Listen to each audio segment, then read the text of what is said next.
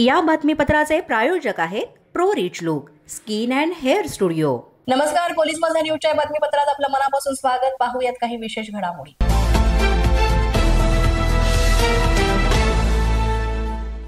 अखिल भारतीय दलित अधिकार संघटनेच्या वतीनं आंदोलन करण्यात आलेलं आहे। नाशिक जिल्ह्यातील दिंडोरी तालुक्यातल्या तळेगाव इथं दलित मातंग कुटुंबाला गावातील गावगुंड सरपंच हे सातत्याने त्रास देत असून जातीवाचक अपशब्द वापरत आहेत।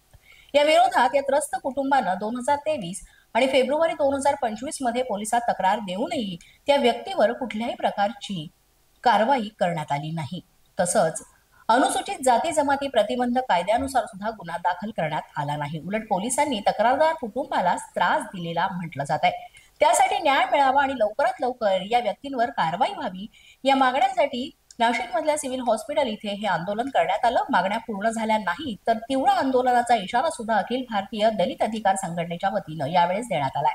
प्रशांत कोरटकरला 3 दिवसांची पोलीस कोठडी सुनावण्यात आली आहे। इतिहास अभ्यासक इंद्रजित सावंत यांना जीवे मारण्याची धमकी आणि छत्रपती शिवाजी महाराजांविषयी वादग्रस्त वक्तव्य केल्याप्रकरणी प्रशांत कोरटकर याला काल तेलंगणामधून ताब्यात घेण्यात आलं।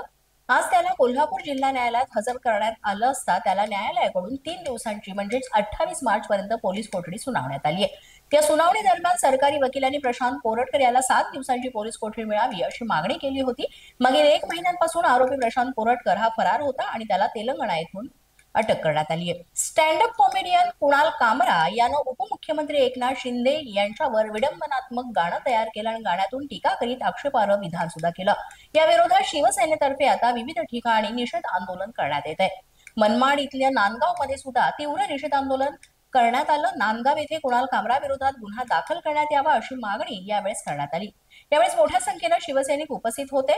कुणाल कामरा विरोधात गुन्हा दाखल करण्याची प्रक्रिया सुरू असून हे प्रकरण मुंबई पोलिसांकडे वर्ग करण्यात येणार अशी माहिती नांदगावचे पोलीस निरीक्षक प्रीतम चौधरी यांनी दिली। पोलीस माझा न्यूजच्या बातमीपत्रात वेळ झाली एका छोट्याशा विश्रांतीची। पाहत राहा पोलीस माझा न्यूज। या बातमीपत्राचे प्रायोजक आहेत pro rich look skin and hair studio.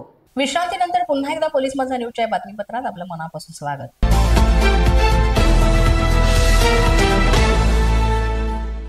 दहशत निर्माण करण्यासाठी कोयता घेऊन फिरणारा रेकॉर्डवरील तडीपार आरोपी याला गुन्हे शाखा युनिट 2 तर्फे कारवाई करून ताब्यात घेण्यात आले। नाशिक रोड भागामध्ये पेट्रोलिंग करीत असताना गुप्त माहितीच्या आधारे ही कारवाई करण्यात आली आहे। हा तडीपार आरोपी हर्ष त्रिभुवन हा नाशिक मधल्या कोर्टाच्या परिसरामध्ये हातात कोयता घेऊन परिसरात दहशत माजवत आहे अशी माहिती मिळाली। त्यानंतर पोलीस पथकानं सापळा रचून या आरोपीला ताब्यात घेतलंय।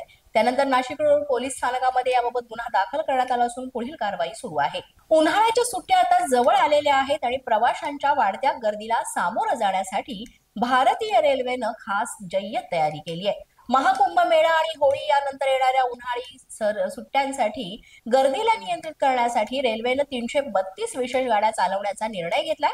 सेंट्रल रेल्वे विभागानं या गाड्यांचं वेळापत्रक, मार्ग आणि थांब्यांची माहिती सुद्धा जाहीर केली आहे। या विशेष गाड्या मुंबई विभागातील वेगवेगळ्या स्थानकांवरून धावणार आहेत। या विशेष गाड्यांसाठी तिकीट बुकिंग सुद्धा 24 मार्च पासून सर्व संगणकीकृत आरक्षण केंद्र आणि IRCTC या वेबसाईटवर सुद्धा सुरू होणार आहे।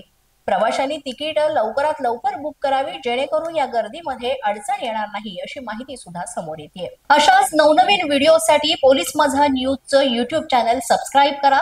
तसंच आमचं फेसबुक, इंस्टाग्राम आणि ट्विटर अकाउंट फॉलो करा। अधिक माहितीसाठी आमच्या www.polismazhanews.com या वेबसाईटला भेट द्या। पाहत रहा पोलीस माझा न्यूज।